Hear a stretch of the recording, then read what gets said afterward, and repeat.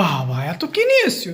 দেখবে দেখবে কি এনেছি। হ্যাঁ, চলো কি আসো নিয়ে এসছো? দেখাচ্ছি, আসো আসো আসো তাড়াতাড়ি আসো। বাবা কালকে আমার পুচকুসোনার তো জন্মদিন, তো ওর জন্য আমি কিছু ব্যবস্থা করেছি। সেটা হচ্ছে এখানে আছে আমার পুচকুসোনার যে পুচকুগুলো আসবে তাদের জন্য কিছু রিটার্ন গিফটস আছে। আমি একটা তোমাদের দেখাচ্ছি, কারণ এগুলো সব দেখো, এগুলো আটকানো, ঠিক আছে। এখানে আছে এরকম পেন্সিল বক্স আর কিছু চকলেটস আছে। আমি আর খুলে দেখাচ্ছি কারণ এগুলো সব লক করা তো হচ্ছে না। এরকম পেন্সিল বক্স আছে, এটার মধ্যে পেন্সিল রাবার সব কিছু আছে।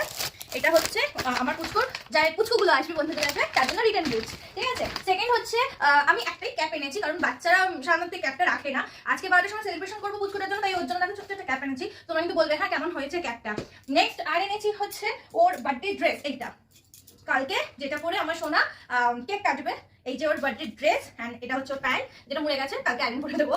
আর সেকেন্ড হচ্ছে আরেকটা ওর জন্য ড্রেস এনেছি, কারণ এটা যেহেতু সাদা, এটা করে তো খাওয়া যাবে না। এবার ওর জন্য আরেকটা ড্রেস এনেছি, এই যে